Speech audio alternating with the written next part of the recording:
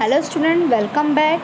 This video is for the student of class 8 subject English, and today we are going to study class 8 chapter number 4 poem, and that is The Last Bargain. So let's start the poem. Before we starting this poem, I am going to give you short introduction. The poem is about someone looking for a job. और यह poem एक ऐसे इंसान के बारे में है जो किसी जॉब यानी काम की तलाश में है. However, he wants to be hired without losing his freedom. और वो चाहता है कि उसे एक ऐसा जॉब मिले जिसमें उसका जो फ्रीडम आज़ादी है वो ना खोए, वो किसी के अंदर बंधुआ मजदूर बन के ना काम करे. The poet tells us that he received offer from the rich, the powerful and the beautiful. और इसमें पोएट बताता है कि कैसे उस इंसान को बहुत अमीर इंसान से, बहुत अमीर जो पैसे वाला होता है उसकी तरफ से ऑफ़र मिलता है, वो डिनाई कर देता है. बहुत पावरफुल इंसान की तरफ से उसे ऑफ़र मिलता है, वो भी डिनाई कर देता है.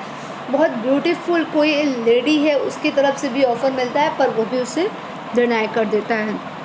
However, he turned them all down. At last he met an innocent child. He immediately accepted his offer.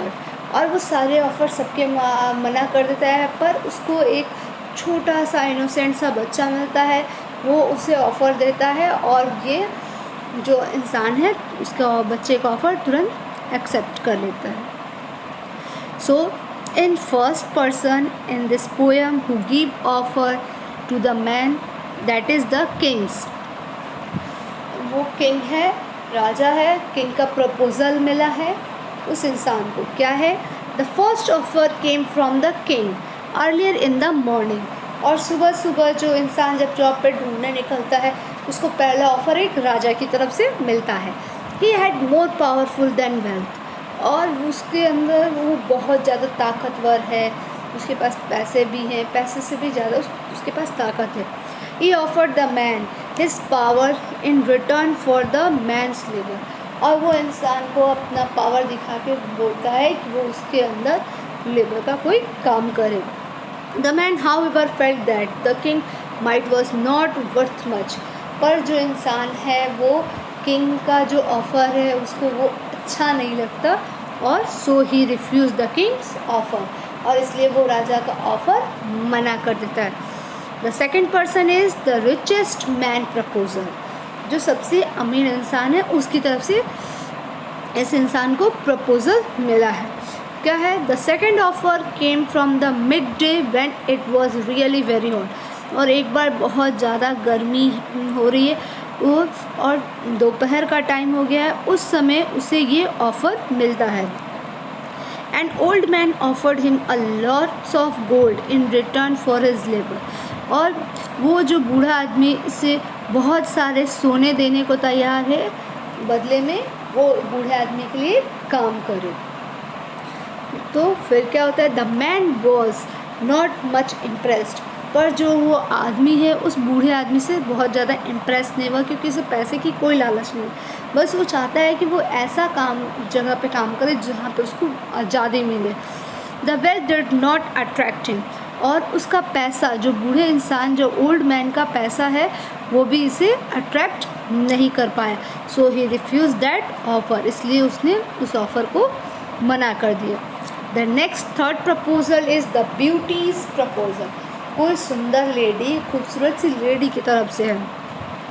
Then it's was evening. अब क्या है? शाम होने लगी है. शाम होने लगी है तो उसे थर्ड प्रपोज़ल मिलता है. There was a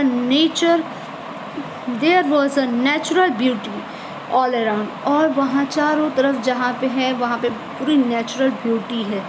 there were flower in the huge. A beautiful girl came to the man. She gave a pretty smile. और वो चारों तरफ एक तरह से गार्डन है और उसमें से एक छोटी सी लड़की आती है, बहुत खूबसूरत सी लड़की आती है, और आके उसे स्माइल करते हुए उस इंसान से बोलती है. She offered to give the man her smile in return for his live. और वो बोलती है कि अगर वो इंसान उसके लिए काम करेगा तो उसके बदले में वो उसको स्माइल देगी. However, the man found that her happiness was only sorrow in disguise. और वो इंसान को ऐसा लगता है कि जो वो खुशी है जो दिखाया जा रहा है बस उसको अपने राह से भटकाने के लिए दिखाया जा रहा है, जबकि वो खुशी नहीं है, गम मिलेगा.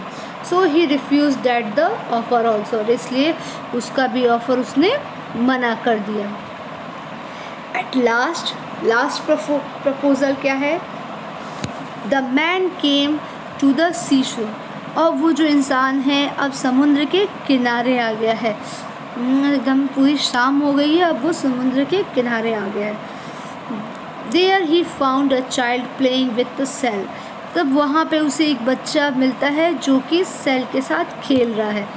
The child offer to take his service in return for nothing. और वो बच्चा उस इंसान को कहता है कि वो उसका मदद करे, उसके साथ जो भी खेले, पर उसको बदले में उसे कुछ भी नहीं मिलेगा. The man accepted the offer because while playing with the child he was still a free man. और वो इंसान उस ऑफ़र को तुरंत मान लेता है. क्यों मान लेता है? कि बच्चे के साथ खेलना वो एक आज़ादी की से कम नहीं है. बच्चे के साथ हम फ्री होके हंस सकते हैं, बोल सकते हैं, खेल सकते हैं. इसलिए वो उस बच्चे की प्रपोज़ल को वो मान जाता है और बहुत ज़्यादा खुश होकर उसके साथ खेलने लगता है. This poem is written by Rabindranath Tagore. ये पोएम किसने लिखा है? रविन्द्रनाथ टैगोर ने लिखा है. So that's all. I hope you all have understood. Thank you.